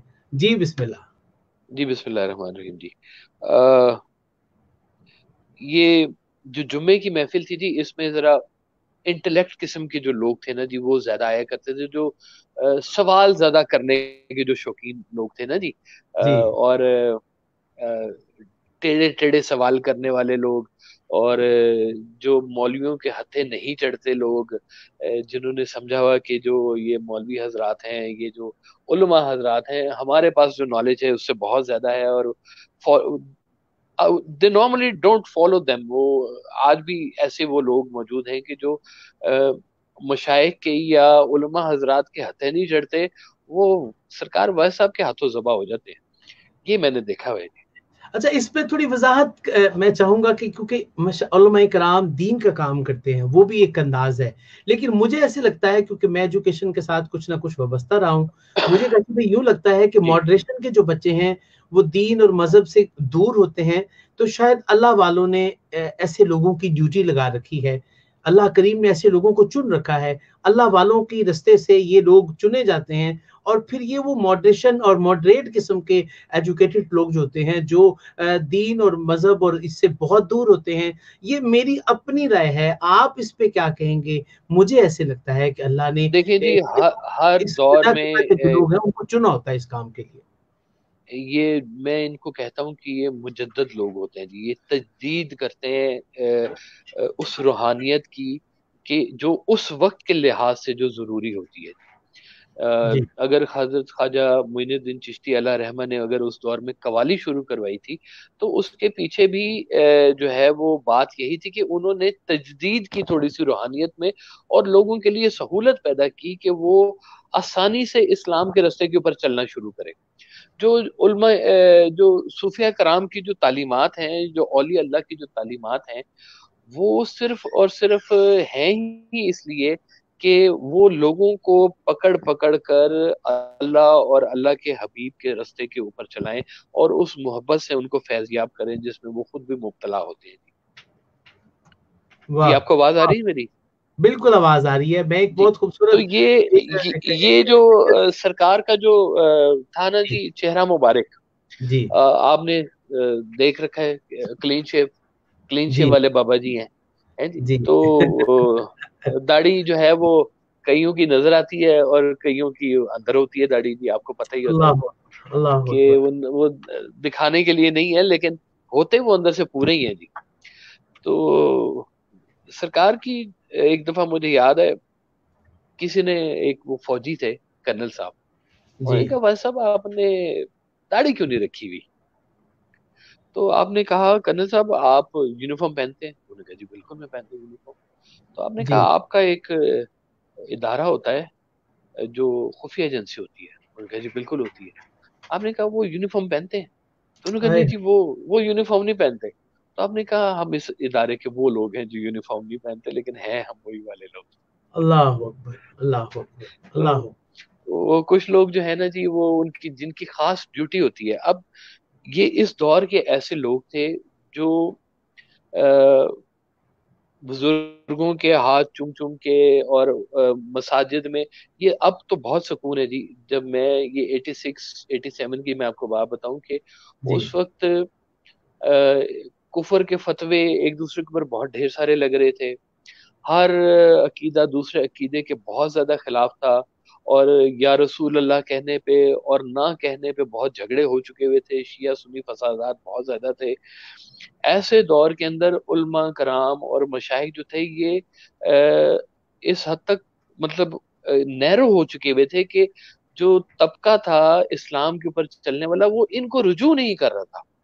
हम्म वहां पर उस दौर में तजदीद की जरूरत थी रूहानियत को, ठीक इस्लाम को थोड़ी सी तजदीद की जरूरत थी कि ऐसे शख्स को सामने लाया जाए कि जो आम फहम हो, आम लोगों से बात करे, और उनकी जैसी शक्ल में या उसी जैसी यूनिफॉर्म में बात करे। बिल्कुल ठीक, बिल्कुल सही। लेकिन उसकी तरबियत में कोई फर्क नहीं होता। उसकी तरबियत का अंदाज वही होता है जो पुराना अंदाज चलता आ रहा है, औलिया अल्लाह शुक्रिया कराम का, शुक्रिया। सूफिया कराम का जो अंदाज चलता आ रहा है, तरबियत वही होती है। लेकिन बात करने का अंदाज नया होता है, गुफ्तगू का अंदाज नया होता है, और उन लोगों के साथ वो मैच कर रही होती है बात, उनको अपनाइयत फील हो रही होती है कि सबसे पहले वो लोग, ऐसे लोग को वो सुनना ही नहीं चाहते थे जी, कि जिसकी जी दाढ़ी मैं है, वो कहते हैं हम थक गए हैं जी। ठीक। ठीक है ना। अब कीमती तो वो लोग भी हैं जी। कुछ मैं समझता हूँ कि अगर जो ड्यूटी है, जो इस्लाम के ऊपर पहले चल रहा है वो तो चल रहा है, लेकिन ठीक। जो इधर उधर बिखर रहे हैं लोग, उनको भी पकड़ के लाना बहुत जरूरी है। वो हमारे अपने हैं, कोई गैर लोग नहीं है। उनको इस रास्ते के ऊपर इस मोहब्बत से आशनाई करवाना बहुत जरूरी बात हुआ होती है जी। जी दुरुस्त। तो सरकार ने वो जो था वो फार्मूला अपने ऊपर, जात के ऊपर उसका नजूल किया, और क्लीन शेव, और इंग्लिश में बात करने वाला, और हम्म। नए लहजे और नए अंदाज में, और अशफाक साहब जैसे लोगों को जो था वो काबू करने वाला। मतलब मैंने कई महफिल में ऐसे देखा कि सरकार ने कहा कि अशफाक साहब बात समझ आई आपको, अच्छा चलो मैं आपको ना थोड़ा आसान करके समझाता हूँ। आप ये जरा इंटेलेक्ट लेवल देखें कि अशफाक साहब, एजाज बटालवी साहब, हनीफ रामे साहब, और डॉक्टर अनवर सजाद साहब, ये वो लोग थे जो उस वक्त ज्ञान बांटा करते थे, और आप उनको कह रहे होते थे कि अच्छा मैं तुम्हें जरा आसान करके समझाता हूँ बात, अच्छा ताकि तुम समझ लो बात की बात क्या है। एक सवाल है जी, वो ये है कि कुदरतुल्लाह शहाब साहब के साथ हजरत वासिफ अली वासिफ साहब का क्या ताल्लुक था, इनकी दोस्ती क्या थी? फिर अपने अशफाक अहमद साहब कैसे करीब आए? फिर मतलब ये जो हस्तियां, बड़े बड़े नामवर लोग, हनीफ रामे साहब, इस तरह के लोगों के जी बारे में भी आप बताइए कि ये लोग फिर कैसे मिले, फिर ये जिंदगियां कैसे बदली। बहुत मॉडरेशन, बहुत हाई क्लास जेंट्री के जो लोग थे, जो दीन और इस तरफ से बहुत दूर थे, मैंने वो देखा कि वो बहुत सारी क्लास की दुनिया के लोग, ब्रिगेडियर, जज, हाई कोर्ट के चीफ जस्टिस, ये जो सुप्रीम कोर्ट के जज, ये जी बड़े बड़े लोग मैंने देखा, बिल्कुल बड़े ऐसे ही है जी, बहुत बिल्कुल ऐसे आर्मी के लोगों को देखा, मैंने बहुत ऐसे टीचर्स को देखा उस दौर के अंदर जो बिल्कुल दीन मजहब से बहुत दूर थे, लेकिन वो हजरत वासिफ अली वासिफ साहब के साथ लिंक थे। लेकिन पहले 5-7 जो नाम मैंने लिए, इनके बारे में बताइए कि इनका कैसे इतना ज्यादा इंटेलेक्चुअल अब रिलेशन हुआ उनसे। शहाब नामा में जी जिक्र है सरकार वाजिद साहब का, जी। जिन लोगों से शहाब साहब की मुलाकात हुई और जिनसे वो बहुत ज्यादा मुतासिर थे, उनमें अशफाक साहब, मुमताज मुफ्ती साहब, अमजद इस्लाम अमजद साहब, और इन जैसे लोगों के साथ आपने कुदरतुल्लाह शहाब ने वासिफ साहब का भी जिक्र किया। और वासिफ साहब के साथ, सरकार के साथ आपकी जो थी एक बड़े खास अंदाज की जो थी ना मोहब्बत थी। जी। मुझे शायद कहीं पर से ये इतला भी मिली थी कि कुदरतुल्लाह शहाब साहब ने शहाब नामा में भी सरकार वाजिद साहब का बहुत सारा कहीं जिक्र किया है, लेकिन वो मंजर आम पर नहीं आ सका जी नहीं किसी आए, वजह से। बिल्कुल नहीं क्योंकि आए। शहाब नामा जो है ये शहाब साहब के विसाल के बाद शाया हुआ है जी, तो वो ठीक है। किसी वजह से उसको एडिट किया गया या क्या किया गया, लेकिन शहाब नामा में मैंने जो सुन रखा है कि एक पूरा चैप्टर था वस्फ साहब के ऊपर, जो उन्होंने उस दौर में कहीं लिखा था। क्योंकि जिस तरह का मजमून शहाब साहब ने लिखा था सरकार की किताब की तकरीब रूनुमाई के लिए, जो मैंने आपको जिक्र किया कि डॉक्टर रेहाना औरंगजेब साहबा ने वो पढ़कर वहां पर सुनाया था, उससे जी। जो मोहब्बत और खुलूस की जो एक खुशबू आती थी, वो जी। बिल्कुल ऐसे आती थी जैसे उस्ताद के लिए एक शागिर्द जैसे एक बात कर रहा होता है, या जो फैज लेने वाला देने वाले के हवाले से जो बात कर रहा होता है, वो अंदाज जो था जी उस तहरीर के अंदर नुमाया था। अच्छा जी, एक सवाल और है, वो भी ऐड कर लीजिए। गुफ्तगू के दौरान हजरत वासिफ अली वासिफ साहब गुफ्तगू कर रहे होते थे, जब उस दौरान कुछ चीज हाथ से टकरा रही होती थी या कुछ चीजें टकरा रही होती थी जी अक्सर, वो क्या था, वो क्या जी नहीं था? इस पे भी कोई मतलब सैयद साहब है, ये कोई सवाल इस हवाले से भी करना चाह रहे जी सरकार की ना कुछ महाफिल रही हैं कजाफी स्टेडियम में जी। हैं? कजाफी ठीक। स्टेडियम में फिजिकल एजुकेशन एक डिपार्टमेंट है जी, और जी। उसके हॉल में महफिल होती थी हर रोज रात को। और सरकार के हाथ में ना कभी चाबी होती थी, जी। कोई भी चीज की, मोटरसाइकिल की चाबी या गाड़ी जिस दौर में रही है, तो वो चाबी आपके हाथ में ना ऐसे ऐसे कुछ हिलती थी। ठीक। फिर मैंने जुमे की जो महफिल होती थी, मैं देखता था कि सरकार के सामने पड़ी होती थी मिस्री और सौंफ। ऐसे एक प्याले के अंदर पड़ी होती थी, तो आप ना वो मिश्री उठा के अपने हाथ में ऐसे कुछ कर रहे होते थे, हाथ में कुछ चलता था आपके साथ, गुफ्तगू भी हो रही होती थी, और वो कोई ना कोई चीज ऐसी एक हाथ में होती थी जो मूव कर रही होती थी, वो ऐसे जैसे सिस्टम को कोई चीज तेज चला रही है जी। तो ऐसी कोई चीज होती थी कोई आपके हाथ में, मतलब ये कि लेकिन कोई बताना पत्थर था नहीं ऐसा, ठीक या है, ये था वो हाँ जी, बताना। ये कहें कि जी कोई पत्थर था या अंगूठी थी या कुछ ऐसा था, ऐसा नहीं था। वो कुछ मुख्तलिफ दौर में मुख्तलिफ चीजें रही हैं जी। तो वो उनके हाथ में होती थी, और वो रिकॉर्डिंग्स में जो है वो अक्सर महसूस भी होती हैं कि वो क्या क्या चीजें थी जी, और बिल्कुल ठीक। तस्वीर में भी नजर में आता है। तो जी आप रखते थे कुछ ना कुछ महफिल में ना, ऐसे हाथ में रखते थे जो ऐसे मूव कर रहा होता था उनके हाथ के अंदर। तो मैं अक्सर देखता था कि एक इस्तराब ना आपकी तबीयत में हमेशा बहुत गहरा इस्तराब रहता था। कभी कभी मैं देखता था कि आप सोच रहे हैं बैठे हुए हैं, तो टांग आपकी हिल रही है, तो बहुत जोर से आपकी टांग हिल रही है, और आप आंखें बंद करके बैठे हुए हैं और किसी ख्याल के अंदर मौजूद हैं। और कभी कभी बिल्कुल साकत हालत में भी मैंने आपको देखा कि आप कैसे जो थे वो किस तरह की कैफियत में आप बैठे रहे हैं। मुख्तलिफ मुख्तलिफ अदवार में आपकी मुख्तलिफ कैफियत रही हैं। तो ठीक। ये जो सवाल भाई ने पूछा कि वाकई कुछ ना कुछ सरकार के हाथ में महफिल में रहा करता था, जो जी गुफ्तगू के दौरान चल रहा होता था जी। बिल्कुल ठीक। वो तो जो वो सवाल उन्होंने पहले पूछा कि उनका कुदरतुल्लाह शाह साहब से क्या दोस्ती थी, जी क्या ताल्लुक हाँ, था, इस हवाले से भी जी बताइएगा। मैंने आपको जी जिक्र किया ना कि शहाब साहब से तो उनकी मुलाकात हुई थी जी। कुछ दरमियान में कॉमन लोग थे जिन्होंने शहाब साहब की वज़ साहब से मुलाकात करवाई थी। शहाब साहब उन दिनों में इस्लामाबाद में हुआ करते थे, और जी इस्लामाबाद में शहाब साहब की काफी ज्यादा मुलाकातें जो थी वो वज़ साहब के साथ रही थी, क्योंकि वो शहाब साहब और आदो वज़ाइफ के साथ भी बहुत ज्यादा मुंसलिक थे। और वो जिन्नाती मामलात और वाकयात भी, आप पता है उसके साथ भी उनका कुछ सीन चलता रहता था। हम्म। कुछ चीजें शहाब साहब की वजह से आपने बंद भी करवाई थी, और कुछ चीजें शुरू भी करवाई थी। ये अच्छा कुछ, हाँ, मैं अच्छा। आगाह हूँ इन तो चीजों के मैं साथ। जरा मुस्कुरा इसलिए पढ़ता हूँ क्योंकि वो मतलब कह नहीं पाता, लेकिन वो कहना भी नहीं चाहिए, ये राजो न्याज होते हैं, खामोशी और या कुछ ऐसा एहसास दिलाता हूँ कि वाह क्या जी बात। हाँ, जाहिर है जी। ये जी अब वो ये राज ही होते हैं जी। जी ऐसे ही। देखें, किस जो बातें हुई भी हैं पर्सनल, जी अब वो पर्सनल बातें पर्सनली रह जाती हैं। जो जी बेशक। बातें मंजरे आम पर आती हैं, जो सबके लिए होती हैं, वो फिर सबके साथ चलती हैं और आगे चलती रहती हैं, क्योंकि पर्सनल में इसलिए कह रहा हूँ कि वो उसमें उसकी इस्लाह मकसूद होती है। ये इसमें कहीं पर भी ये बताना मकसद नहीं होता कि वह सब बहुत उनसे बड़े थे या वो बहुत छोटे थे। ये छोटे बड़े की बात नहीं है जी, ये एक सफर की मुमकिन बात है। ऐसा नहीं होता जी, बिल्कुल ऐसे ही।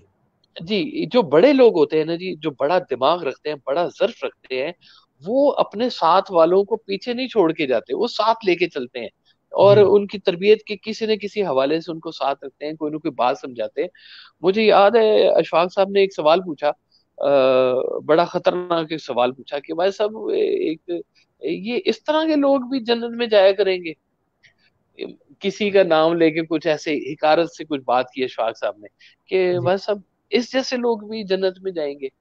तो आपने कहा अशफाक साहब, जिसको किसी दूसरे के जन्नत में जाने पे एतराज होगा, वो शख्स जन्नत में नहीं जाएगा। जिसको किसी दूसरे के जाने पे एतराज होगा वाह। कि भाई ऐ गया जन्नत से, तो मैं तो नहीं जाना, वो वाकई नहीं वो जाएगा। आपने कहा कि जन्नत तो है ही अपनी पसंद में, लोग अपनी पसंद के लोगों में रहने का नाम, क्या बात है। कि आप अपनी पसंद के लोगों में जहां हैं वही जन्नत है आपकी। वो यहाँ भी हो सकती है, वो वहां भी हो सकती है। वहां तो फॉर श्योर होनी है कि ऐसा नहीं होगा वहां पे जन्नत में कि कोई आप कहें कि ना पसंदीदा शख्सियत आपको जन्नत में मिल जाए। वहां पे तो है ही सब पसंद ही पसंद, वो अल्लाह। सारा खेल ही पसंद का है जी। क्या बात है, क्या बात। तो सरकार वाले साहब की जो निस्बतें हैं, मोहब्बतें हैं, और बुजुर्गों के साथ, औलिया अल्लाह के साथ, और फिर जिस तरह का आपका वक्त गुजरा और जैसे जैसे वाकयात नजर आए, सरकार ने जो था अपनी जो रूहानियत में जिसको कहा जाता है मोजे या करामात जिसको कहा जाता है, करामात वो थी। आपके करामात आपकी जो है वो बहुत जी। ज्यादा भी मुंसलिक रही है, लेकिन कभी आपने इसको ना कभी कहीं लिखा, ना कभी लिखना इसका मकसद था, और ना हम्म। कभी किसी बयान में किसी को किसी कैसेट में कभी बताया। कहा, किसी रात महफिल को। में कहा कि ये ऐसी कोई वारदात या कैफियत या कोई बात, और लेकिन ये अच्छा, बात एक एक मजे लोगों की ने बात कही। है काशिफ भाई, यानी वारदात आप कहते हैं ना, देखिए ये वारदात को हम किस जी सेंस में देखते हैं, और इतना मुझे खूबसूरत लगता है ये लफ्ज वारदात इस रूहानियत के अंदर, कि आमतौर पे जी वारदात मतलब ऐसे अमल को कहते हैं, बुराई यानी कि कहीं कोई मतलब इस तरह के सेंस में, जी हाँ मैं वो भी नहीं जी कहना चाहता क्योंकि बड़ी अच्छी महफिल है ये, लेकिन इतना खूबसूरत लग रहा है ये लफ्ज वारदात। असल में मुझे लगता है कि वारदात इसी मकसद के लिए लिखा गया था, इसी मौके के लिए लिखा गया जी था। हाँ जी हाँ जी हाँ बिल्कुल जी। ये जितने भी रूहानियत के अंदर है ना जी, ये बातें, जी। ये सारी शुरू होती हैं हैरान होने से अच्छा, किताबों कि के बारे में इंसान। पूछा गया जी कि आप उनकी किताबों के बारे में जिक्र करें। हम किताबें दिखाएंगे भी, लेकिन हम चाहते हैं कि वो जो प्रोग्राम हमने हफ्तावार हजरत वासिफ अली वासिफ रहमतुल्लाह अलैह आपके लिए करना है, उसमें किताबों का जिक्र किया जाए। किताबें एक एक किताब दिखाएंगे, लेकिन आज वैसे चाहेंगे कि आप बताएं कि उनकी कितनी किताबें आई, कब पहली किताब आपने जी बताई, जी लेकिन जी, उसके बाद अब तक। मैंने बताया जी, शब चराग आई जी सबसे पहली किताब। फिर जी। उसके बाद 85 में आपकी किताब आई थी किरण किरण सूरज। पहली किताब थी जो नसर में थी, और छोटे छोटे जुमलों के ऊपर वो आपकी किताब मुश्तमिल है। उस किताब की उस वक्त प्राइस थी 40 रुपए, छोटे साइज में थी किताब, मुझे याद है। जी। तो वो भी आप 50% पर दे देते थे, बल्कि फ्री भी दे देते थे, जी। क्योंकि कभी कारोबार करना तो रहा ही नहीं आपका मशगला। तो वो, फिर उसके बाद आपकी जो अगली किताब थी जो आपकी जिंदगी में आई थी, वो थी दिल दरिया समंदर। ठीक है। और दिल दरिया समंदर के बाद आपकी किताब आई थी the beaming soul. The beaming soul जो ठीक। किताब है, ये ट्रांसलेशन है किरण किरण सूरज का, अंग्रेजी में तर्जमा है, जिसे उस वक्त कुछ लोगों ने ट्रांसलेट किया था, लेकिन फाइनल जो उसकी ट्रांसलेशन थी वो सरकार ने खुद की थी। मुझे ठीक। याद है, मैंने जब वो फाइल देखी थी, तो वो जगह जगह पर वो रेड पेंसिल से निशान और लाल किया हुआ, और उसकी जगह पे फिक्रा लिखा हुआ, यानी कि ऑलमोस्ट वो उसका जो तर्जमा है किरण किरण सूरज का, वो सरकार ने खुद ही किया था जी, जो ठीक। तर्जमा था। फिर उसके बाद आपकी किताब आई थी कतरा कतरा कुलजम। हाँ। कतरा वाह। कतरा कुलजम किताब जो है, ये बहुत ही इसके अंदर मतलब हैं तो सब बातें ही नायाब, लेकिन रूहानियत के कुछ गहरी बातें जो है ना, वो इस किताब के अंदर है जी, इसके मजामीन के अंदर छुपी हुई हैं। इसके मजमून में वो नुक्ते हैं कि जो खोल खोल के बयान किए गए हैं, और वो जो अहले तरीकत या इस रास्ते के चलने वाले जो शायकीन जो लोग हैं, वो नुक्ते वो निकालते रहते हैं और अपनी जिंदगी में उसको शामिल भी करते रहते हैं। ये किताबें थी जो सरकार की जिंदगी में, जाहिरी जिंदगी में जो शाया हुई थी। ठीक। उसके आपके विसाल के फौरन बाद जो मैंने काम किया था, वो किताब थी आपकी हरफ हरफ हकीकत। ये भी आपके उन कॉलम्स के ऊपर मुश्तमिल थी जो नवाब वक्त में आते रहे हैं। मैं एमबीए कर रहा था जी उन दिनों में। जी। मुझे मेरे प्रिंटर का कुछ खराब हो गया जी, रिबन। मुझे जी। किसी ने कहा कि शादमान में एक जगह है, वहां पे जाएं, वहां से आपको रिबन मिल जाएगा। ठीक। अभी तक ये शाया नहीं हुई थी किताब, मैं आपको जी, इसकी मैं थोड़ी हिस्ट्री किताब बता से दूं। पहले तीन बातें आपसे किताब के बारे में ही, जो आप नई किताब बता रहे हो उससे पहले तीन बातें कहना चाहूंगा। एक तो एक दोस्त का सवाल है जी कि मुझे कुछ चीजें मेरी समझ से गुजर जाती हैं। मैं वो हजरत वासिफ अली वासिफ साहब की किताब पढ़ता हूँ, तो मैं इतना महव हो जाता हूँ कि मैं समझ नहीं पाता, वो चीजें मेरी इदराक और सोच से बहुत ऊपर गुजर जाती हैं। मैं उसको कैसे जी आसान तौर पर समझ सकता हूँ, एक बात। दूसरी बात, ये वो सवाल एक बड़ा स्पेशल सवाल है कि वो कहते हैं कि हमने आज तक कोटेशन की सूरत में तीन लोगों की किताबें जो है ना जी वो देखी है दुनिया के अंदर, मतलब पाकिस्तान में, वो जो कोई साथ जी पढ़ने वाले हैं उन्होंने बताया। एक जी कोटेशन की सूरत में उन्होंने सूफी बरकत अली लुधियानवी रहमतुल्लाह अलैह का जिक्र किया है। जी जी एक जिक्र उन्होंने हजरत वासिफ अली वासिफ साहब का किया है। एक डॉक्टर तहरुल कादरी की कोटेशंस के बारे में, उनके बारे में भी कहा है कि वो भी उनकी भी कोई जी किताब कोटेशंस के ऊपर है, जो उनकी छोटी-छोटी जो बातें जिसे एक तो होती हैं वो कैप्शन की सूरत में, वो 3 लोग हैं। वो कहना चाहते हैं कि क्या कोई और शख्स भी, काशिफ भाई से पूछें, कोई और शख्स भी ऐसा है कि जिसकी किताब कोटेशन की शक्ल में मार्केट में हो? कोटेशंस की शक्ल में तो वैसे तो बहुत सारी हैं जी किताबें, जी, लेकिन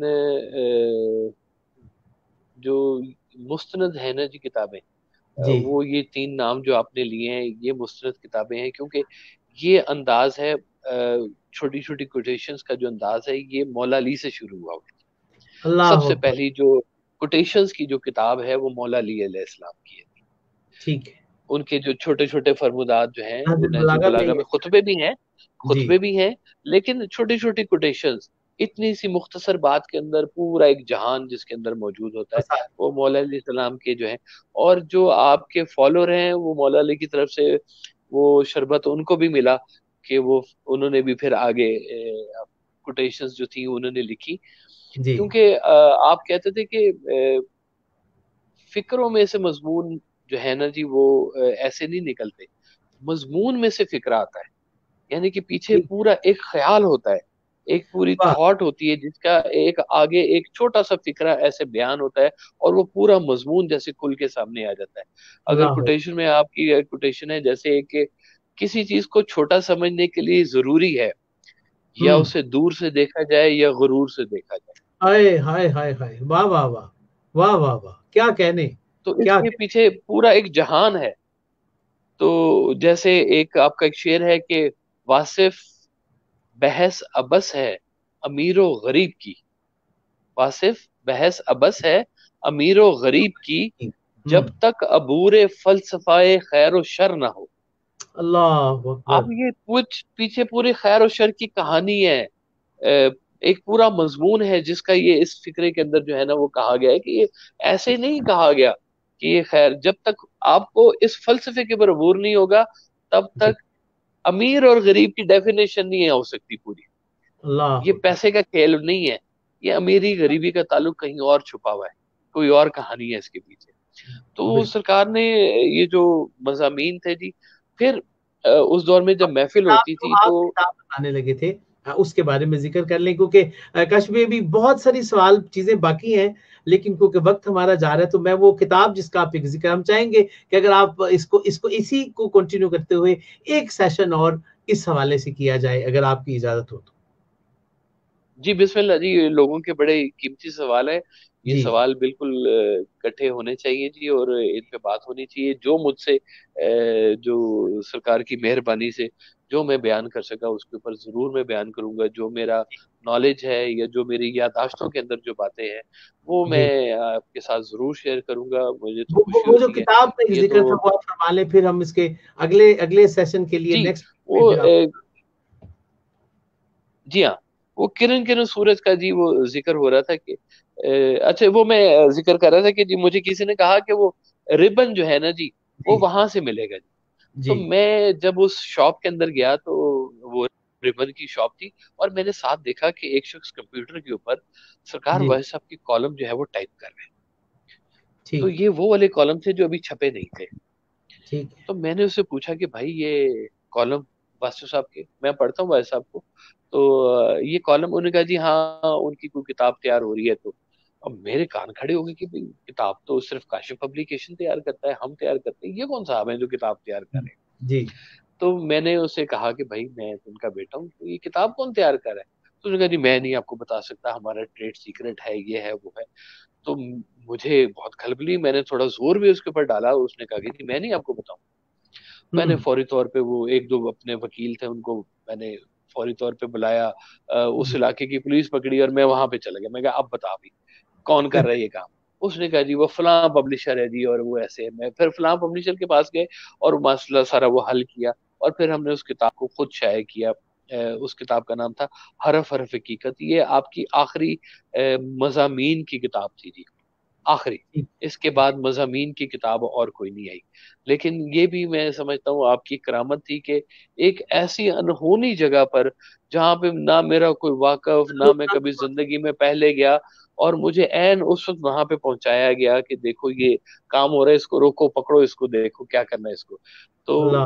आपकी मेहरबानी है तो खैर अभी तक मेरे साथ हैं जी। मैं तो जितना भी शुक्र करूं, जितना भी उनकी मेहरबानी का तो वो कम है जी। क्या बड़ी है, आपकी मेहरबानी है जी। तो क्या कहें। किताबों के जिक्र के ऊपर तो बहुत सारी बातें हैं, और भी इंशाल्लाह चलती रहेंगी। ये यकीनन मैं। आज की जो नशिश थी ना जी, ये सारी मैं सिर्फ चाह रहा था कि सरकार वाइस साहब की जो बचपन से जो एक तरबियत का अंदाज और घराना जी, और जो मैं उस पे फैमिली रोशनी। स्ट्रक्चर था जी। ना, जी जी। हाँ, वो मैंने चाहा कि मैं लोगों को एक दफा पहुंचाऊं, क्योंकि सरकार ने कोई अपनी बायोग्राफी लिखी नहीं है।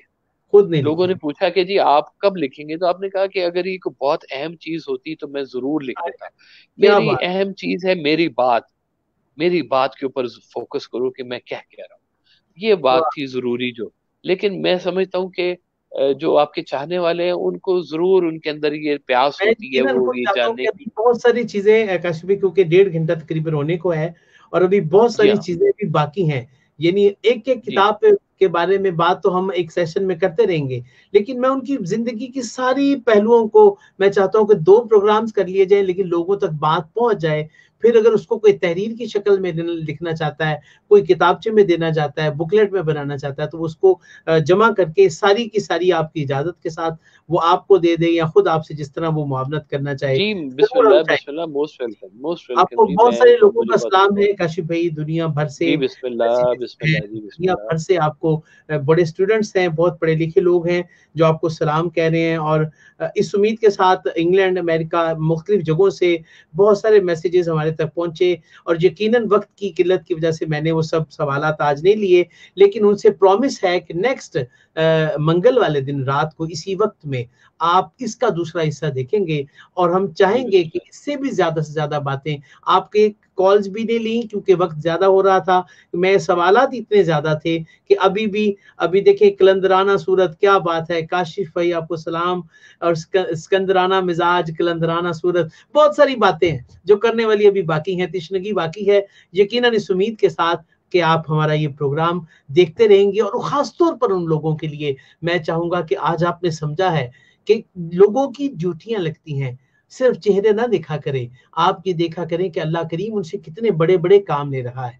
और ये लोग तरीकत के लिए इतना ही काफी है कि आपकी ज़बान और आपकी शर्मगाह महफूज हो, इससे बड़ा वली कोई नहीं है। और एक पर्दे की बात जो मुझ तक पहुंची थी, मैंने वो आपको बताई है कि वो चौथी क्लास में जिसको ये बात बताई जाती है कि औरत क्या चीज है, इसका मतलब है उसको कहाँ से महफूज रखने के लिए सफर का आगाज किया गया है। यकीनन काशिफ भाई, आपका शुक्रिया मैं अदा करता हूँ। आपकी बहुत सारी बिस्मिल्लाह बातें जी। आपसे सुननी है, बेहद शुक्रिया। इस उम्मीद के साथ के नाजरीन, आपने इस प्रोग्राम को रूहानी तौर पर भी समझा होगा। और जो अगला प्रोग्राम होगा हम उसमें कोटेशंस, जो 6-7 किताबें मेरे सामने हैं उनमें से भी, और कुछ कोटेशंस मैं चाहूंगा कि काशी भाई से भी वो लेकर कोटेशंस को हम आपके सामने कोटेशन से भी साबित करें कि बाबे कोई बात खुद से नहीं कहते, अगर खुद से भी कहते हैं तो वो खुद नहीं कहते। नहीं बोलना मेरा बोलना, ये तो बोलता कोई और है। ये राज़ो न्याज़ बिल्कुल। आप में खुलेगा कुछ वक्त के बाद, इस उम्मीद के साथ कि आप हमारे साथ अगले प्रोग्राम का भी हिस्सा बनेंगे। मेरी तरफ से आप सबको आजिज़ाना तौर पे सलाम, और काशी भाई की तरफ से भी सबको सलाम अकीदत, इस निस्बत के साथ कि आप बाबों के दरवाजे से हमेशा जुड़े रहेंगे और हमेशा फैज़ का वो रंग हासिल करेंगे।